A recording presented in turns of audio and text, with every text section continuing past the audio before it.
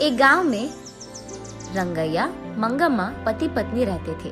उनका एक सुंदर बेटी भी थी। 2 साल से सूखे के कारण कुएं के पानी सारे सूख जाते हैं और गर्मी की मौसम होने के कारण उसका खेत भी सूख जाता है। उसके सारे पैसे वो खेत में और खेती में गवा देने के कारण उदास होकर रंगैया मंगम्मा से ऐसे कहता है, मंगा, भगवान भला हमसे ऐसे क्यों खेल रहा है। गर्मी का मौसम आ गया, कुएं के अंदर पानी भी खत्म हो गया और खेत का हालत ऐसे है। सारे पैसे मक्के में डाल दिया मैंने। ऐसे वो निराश होता है।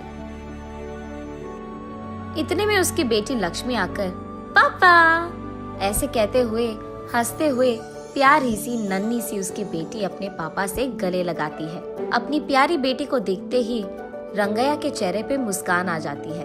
वो उसके सारे दुख भूल जाता है। रंगैया को अपनी बेटी से बढ़कर इस दुनिया में और कुछ नहीं है, लेकिन वो हर वक्त सोचते रहता है कि उसकी बेटी को वो भला ऊंची पढ़ाई कैसे करवाएगा। तब बेटी अपने पापा से, क्या हुआ पापा, आप ऐसे क्यों हो, ऐसे पूछती है। कुछ नहीं बेटा, हमारे खेत में उग रहे मक्के हमारे हाथ नहीं आएंगे, इसी का डर है। कुएं का पानी भी तो सूख गया। ऐसे कहते हुए वो खेत की ओर दुख से देखता है। तब उसकी बेटी लक्ष्मी, पापा हमें कुछ नहीं होगा, जो भी होगा अच्छा ही होगा, ऐसे वो अपनी प्यारी बातों से कहती है। कैसे बेटा, गर्मी का मौसम तांडव कर रहा है, बारिश के मौसम आने के लिए बहुत वक्त है, ऐसे कहते हुए दुखी होता है। एक बार अगर आप कुएं में झांक लोगे तो आपको पता चलेगा ना कि पानी है कि नहीं। ऐसे कहते हुए वो अपने पापा का हाथ पकड़कर उन्हें उस तरफ ले जाती है। पानी नहीं है बेटा, ऐसे कहते हुए वो ऊपर उठता है। आप कुएं में तो झांको पापा, ऐसे कहती है लक्ष्मी। कहाँ बेटा, ऐसे कहते हुए वो कुएं में झांकता है।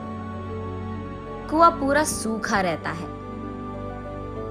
ये लो पापा, ऐसे कहते हुए वो उसके ग्लास में मौजूद पानी को कुएं में डालती है। बस अचानक कुएं में पूरा पानी भर जाता है। ये देख रंगैया की खुशी की कोई सीमा नहीं होती है। वो उसकी बेटी को उठाकर, तुम मेरी बेटी नहीं हो, इस घर की महालक्ष्मी हो, ऐसे उसकी तारीफ करता है। ऐसे वो उसके खेत में पानी डालकर अपनी खेत को बचाता है। लेकिन उसी समय गांव के कोई भी कुएं में पानी नहीं रहता है, और क्योंकि ये बात इधर उधर फैल चुकी है, गांव वाले सारे उसी कुएं के पास आकर पानी लेते थे। ये देख उस गांव का घमंडी जमींदार वहां आकर, क्यों रंगैया, क्या हो रहा है यहाँ? मेरे कुएं से पानी निकालकर तुम सारे गांव वाले ऐसे कैसे उसका इस्तेमाल कर रहे हो? ये मेरा खेत है और ये कुआं भी मेरा है। मैंने ये सोचकर दिया कि तुम गरीब हो, काम कर लोगे, लेकिन तुम यहाँ समाज सेवा कर रहे हो। ऐसे ही देखता रह जाऊंगा तो ये खेत भी तुम्हारा कह दोगे तुम। ऐसे गुस्से में उससे बात करता है। तब रंगैया, साहब मैं ऐसे थोड़ी करूंगा, हमारे पूर्वजों से यही हम काम कर रहे हैं। अब अगर आप ऐसे बात करोगे तो हमारा क्या हो जाएगा साहब? ऐसे कहते हुए वो उसके पैरों पे गिर जाता है। लेकिन घमंडी जमींदार कुछ भी करके उस जमीन को और कुएं को हासिल करने के लिए ऐसे कहता है, ये खेत मेरा है, जो करना है कर लो, निकलो। ऐसे कहकर वो रंगैया को नाइंसाफी से बाहर धकेलकर उस खेत के चारों ओर बाढ़ डाल देता है। उसके कुछ समय बाद गांव वाले सारे सूखे को भुगत रहे होते हैं। सारे कुएं सूख जाते हैं और सिर्फ रंगैया के कुएं में पानी रहने के कारण गांव वाले पीने के पानी के लिए जमींदार के पास जाकर ऐसे कहते हैं, साहब पीने के लिए पानी ना होने के कारण प्रजा मुश्किलों में है। आप एहसान करके आपके कुएं का पानी हमको अगर दे सके तो, ऐसे विनती करते हैं। क्या पानी चाहिए? पानी तुम्हारे पूर्वजों की कुआं है कि तुम ऐसे पानी मांग रहे हो? पानी नहीं दूंगा, निकलो। ऐसे उन लोगों को भी धकेल देता है। एक घूंट पानी दिला दीजिए साहब, हम यहाँ मर रहे हैं, ऐसे कहते हुए प्रजा उनसे विनती करती है। तब जमींदार उनके मुसीबत का फायदा उठाता है। ठीक है, पानी दूंगा, लेकिन ऐसे ही नहीं।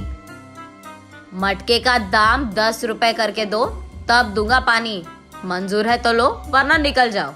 कुछ न कर पाने के कारण प्रजा चुपचाप उन्हें पैसे देकर पानी लेते हैं। घमंडी जमींदार जब पानी के लिए उसके मटके को कुएं के अंदर डालता है, अचानक एक ही झटके में सारा पानी सूख जाता है। तब जाकर जमींदार को अपनी गलती का एहसास होता है। रोते हुए रंगैया के पैर पकड़ता है और माफी मांगता है। कोई नहीं साहब, आपको आपकी गलती का एहसास हो गया है ना। तब जाकर वो रंगैया की बेटी की सहायता से जब मटके को कुएं के अंदर डालता है तो अचानक पानी पूरा भर जाता है कुएं में और सारी प्रजा इस घटना को देख बहुत खुश होती है। रंगैया उस पानी को सारे गांव वालों में बांटते हुए, खेती करते हुए खुशी से जीता है।